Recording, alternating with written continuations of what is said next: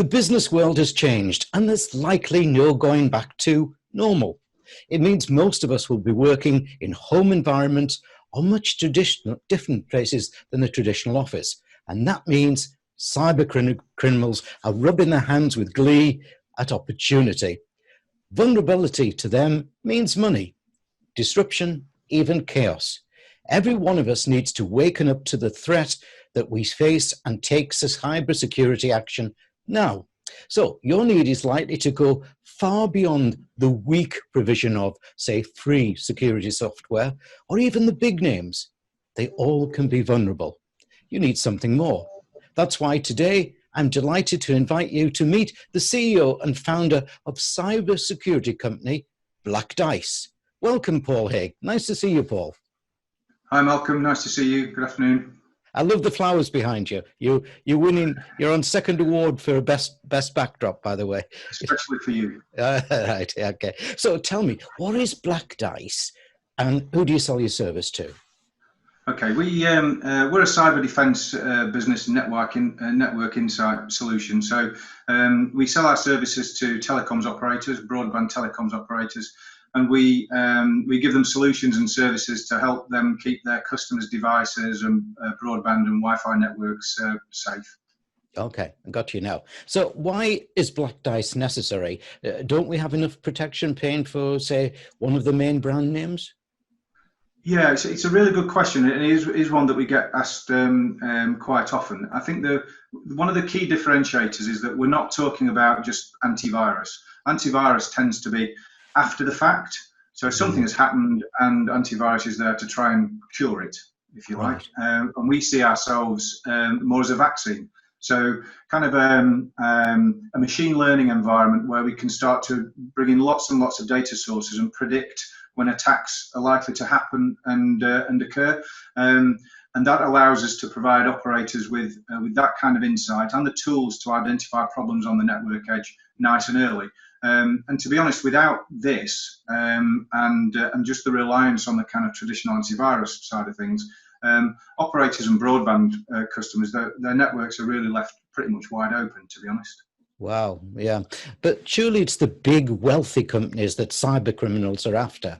Where's the pickings for them in, say, a family home? Or are there any alarming numbers that people should be aware of? Oh, there's lots and lots of statistics around attacks. I mean, you only have to look at, in our current rather strange world that we're existing at the moment. Microsoft estimated that in the first week of COVID-19 there was around 1 million new attacks per day on devices. So it's not just about, I think if you take it in isolation, as in, well, why would they just look at me? Surely it's a lot of work just to come to my network and grab some data.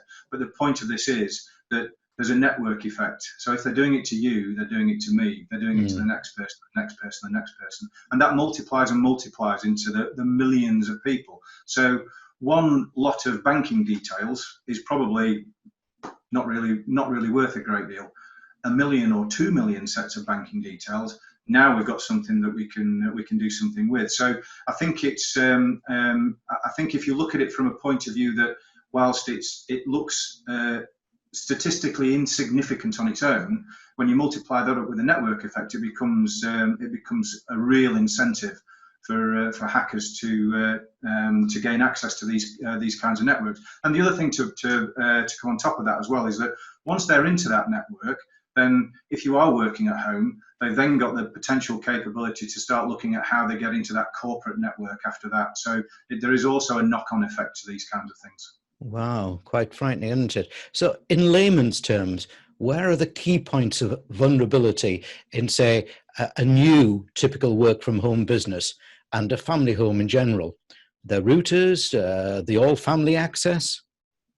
Yeah, so, well, we're in a world where connected devices and connected everything is kind of is increasing exponentially and will continue to do so over the coming years. So in our world, we call that an attack surface. So the attack surface is getting bigger and bigger and bigger, from a connected watch through to a smartphone, connected fridge, whatever it is. The attack surface is getting bigger and bigger, and the majority of those devices are insecure. It's cheap hardware, cheap components, and the government is trying to address things like that with secure by design.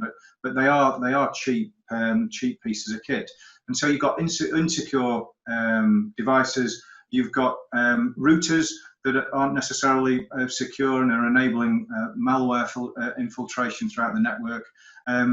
And that increasing attack surface means that the network is only ever as strong as its weakest link. And so if you've got something that is vulnerable, it leaves everything else vulnerable as well. And then you even just take it down to some really basic hygiene things. So even kids using work devices, kids tend to use these devices for very, very different things than I would, and gaming sites and those sorts of things. And it tends to be those kinds of sites that have the biggest threats and the biggest vulnerabilities. So it's kind of the attack surface is getting bigger and bigger. Wow. I know that UK big businesses wrap themselves in layers of protection so they can manage DDoS, denial of service.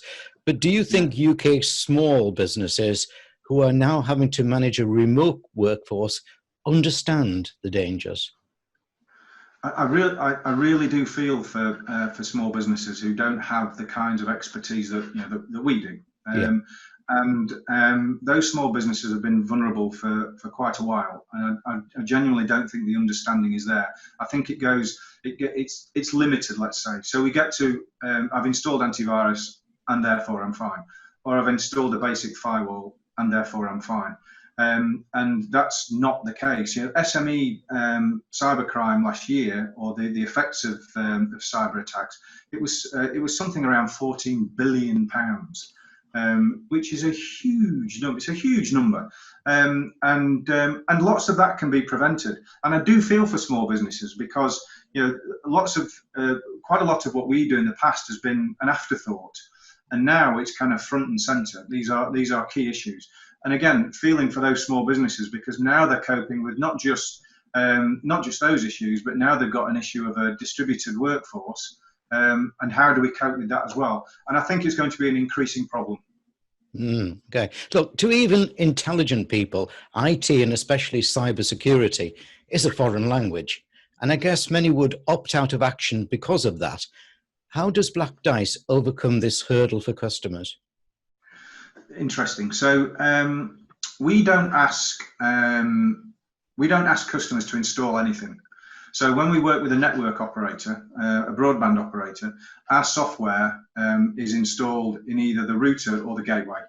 And that's completely transparent to the end user, completely transparent. So we're not necessarily asking end customers to install software, configure software, all those sorts of things. This comes either preloaded, or the operator will load it remotely over the air, and you really don't know a great deal about it. So the whole concept of what we do is about us working away in the background, doing what we do, and you only really knowing if there's an issue when we tell you that there's an issue. So this isn't we're not expecting you to sit at a screen like a security operations center 24 hours a day wondering what's going on your network, because that would be ludicrous. And that's been the whole point of the software that we put together.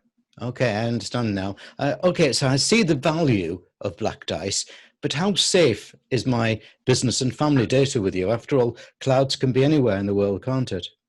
Yeah, absolutely. And there are always issues around GDPR and state actors hacking into cloud services and all those sorts of things. So yes, the one thing to say is that we anonymize data as far as we possibly can. Okay, and I only put that proviso on because if anybody tells you that data is completely anonymous, it's nonsense. It cannot be completely anonymous.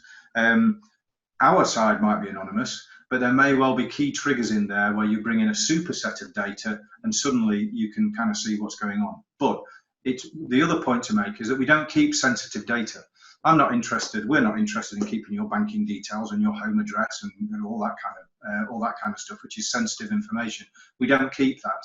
We take information that is there that allows us to understand the behavior of the device, for example, and allows us to match that behavior over time to see if something's changed. We don't need to know that it's you. We just need to know that it was a device on that network. So, and we make sure that our kind of ring of trust, as we call it, that the encryption that we use as well is that the data itself is really only visible to the customers. It's not visible to the outside world, and we take great pains to ensure that that's the case, because the whole point of what we do is around security and privacy and those sorts of things. So if we started kind of taking all of that for granted, then it would cause us problems, and rightly so. Customers wouldn't be happy. So it's just not something that we take lightly, and we do everything that we possibly can to make sure that that those problems are eliminated. Yeah, I like that thing. It resonates or rings with me, the ring of trust, Sorry for the pun, by the way. Yeah. I'm constantly amazed at how agile cyber criminals are, constantly coming up with new and devious approaches as to how does Black Dice ensure its customers are up to date in protection? Yeah, interesting. So it's not just about coming up with new ways either. It's also about morphing the existing ways of doing things, and they are morphing those. The times to get those attacks developed and out is becoming quicker and quicker and quicker. So there are issues around that. I think this is really where our machine learning environment comes in. So we're constantly monitoring external data sources, and we have huge amounts of data in terms of external data about what's happening in the external environment, and we understand historically how those things have changed over time. So we can start to, the machine learning can start to predict when particular things are potentially going to happen. What that means for customers is that it's always up to date. We're not sat there waiting to find something, go away and then analyze it and then come back, and then maybe in a few weeks' time we'll maybe decide if we're going to do something. This is a 24/7 kind of almost real-time environment to make sure that exactly those issues that you don't want to have to be installing antivirus updates and et cetera, because once you've done that, you're 2 shots behind where you should be. Right. And so that's how we kind of make sure that everything's kept up to date. Okay. Listen, just a quick side issue, Paul. For the many viewers and listeners watching this, how do they go about getting Black Dice? Well, we're not a consumer brand, so so we don't sell directly to the consumers. We work with telecoms operators, and we've got 3 or 4 trials going on at the moment with some large telecoms operators. So it's almost kind of a watch this space. Watch this space thing. But over the next couple of months or so, you'll start to see some announcements around customers, our operator customers, rolling out this kind of technology onto their entire router base. So it is coming. It might just take a while. Okay, well, we'll be coming back to talk to you about that. But we've all got many devices in our homes now connected by Wi-Fi, and I guess more will happen. Though why the heck I want my fridge connected to the internet apart from to keep the wine levels up, I don't know. But I guess it's part of progress. But just refresh me, does it increase our vulnerability? Yeah, it does. I mean, I agree with you. I think there are certain connected devices which should never be connected, but that's a consumer issue. Yeah. And who am I to argue? But yes, it does. I think it comes back to the attack surface again. So when you look at those, fridges, for example, you can probably guarantee that the amount of attention that's been paid to cybersecurity on a connected fridge is probably quite limited. And likewise, when you start to get into kids' toys, for example, that are connected. It absolutely does. It does increase the vulnerability, and because those things have really got no cybersecurity associated with them, we feel that we improve that significantly. Our software improves that security footprint significantly, and we act as that sort of proxy to those devices to make sure that we do keep them as safe as we possibly can. But as this stuff gets, I think, was it Gartner said there's something like 25 billion connected devices in the next couple of years. So this thing isn't going to go away, and it needs addressing. It's yeah, I'm totally with you there. Look, I've recently participated in telehealth, or some people will call it telemedicine, where I'm Yeah. discussing with a doctor my symptoms, medication, even a personal challenge I just had. And this is likely to become one of the new norms. But could that information and conversation be accessed by cyber criminals? Well, you would never say never, and there are certain things that you would put in place to make sure that that doesn't. So one of those would be secure messaging, for example, end-to-end encrypted secure messaging between you and your GP. That would mean that those things can't be hacked, and your information stays secure.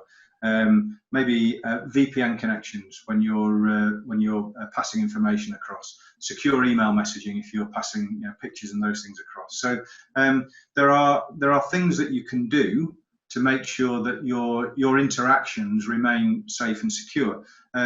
My issue is with those potential connected medical devices that stay in the home and are passing information around and are yet another attack surface for hackers to gain access. So, and the last thing you want is these kind of critical devices installing malware and injecting data that's incorrect and all of those kinds of awful things that are potentially possible.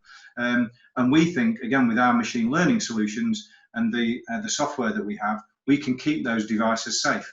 So we would know when things aren't quite as they should be. We would know when things are behaving abnormally.